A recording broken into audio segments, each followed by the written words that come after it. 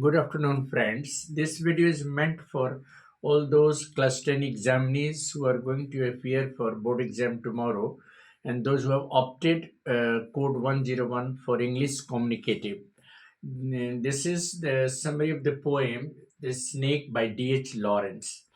The poem Snake by D.H. Lawrence deals with the conflicting, ideas that the poet had in his mind. At one hand, he was in full admiration of the beauty of the snake. On the other hand, he was being coaxed by his inner soul to kill the snake, as he had been taught in his childhood that the golden brown colored snakes are poisonous. So he was undergoing the conflicting ideas in his mind. Now, at one hot summer evening, the poet lived in Sicily, a very hot place, and it was during the day, it was very hot. The poet had his water trough in the backyard of his house. So he just wanted to have a pitcher full of water. So he went into the backyard to collect water from his water trough. There he saw that in the shade of the carob tree where his trough stood, and he could see a golden brown snake drinking water from his water trough. The snake was so beautiful, it was of golden color. The poet stood there admiring its beauty. It looked like a god. It appeared like the king of his own exile, that is the earth. And so the poet stood there waiting for his turn. He allowed the snake to drink water. The snake was unaware of the presence of the poet, so he drank water to his satisfaction, and then he raised his head and just put his flickered forked tongue and used his lips to drink water. Finally he raised his head and he moved probably towards his hole. So he disappeared. But before he disappeared into the hole, the poet looked at the snake. He had a conflicting idea about. At one hand, he was admiring the beauty of the snake. It was of golden color, and he stood there admiring and just called him just like a god. He considered him the king of his own exile, that is the earth.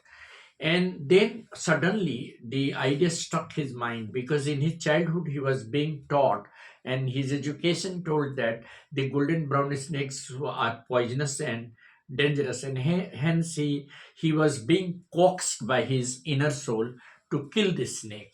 So he, not to be called a coward, he took a piece of log and threw upon the snake, just not to kill him, but just to scare away.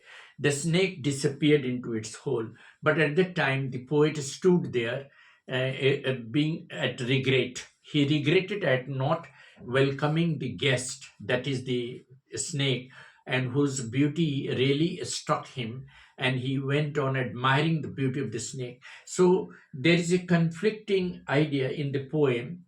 The snake, of course, was unaware of the presence of the poet. He drank water to his satisfaction, raised his head dreamingly. He flickered his forked tongue and also licked its lips. The snake looked like a god. Slowly it turned away. Perhaps it went into the hole. However, the poet stared with fascination at the snake, but at the same time, there was a feeling of guilt for not treating his guest well, and therefore he regretted for not for his action, that he has thrown a piece of log upon the snake to scare him away. Perhaps his intention was not to kill. The poet hoped and wished that the snake should come once again out of his hole, and he could appreciate and apologize for his action. So actually, the poet calls him an uncrowned king of the earth, and therefore there is a conflicting remark. A question always comes in the exam, that why did the poet have a conflicting emotions on seeing the snake? Well, the poet had a conflicting emotion on seeing the snake. At one hand, the poet was full of admiration and respect for the snake. He was fascinated by the creation of God. He admired the golden brown color of the snake. He felt honored that such a beautiful snake, such a beautiful creation of God has come as a guest to his water trough. At the same time, his education in his childhood taught him that golden brown colored snakes are poisonous. Hence, not to be called a coward, he wanted to kill him, and therefore he threw a piece of log upon the snake, but it didn't hurt. The snake escaped unhurt, and this really made the poet feel guilty.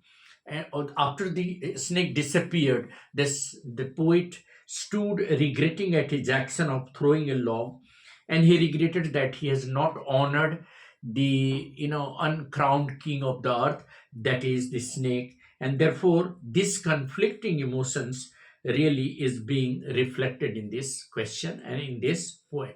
Thank you. Have a nice day.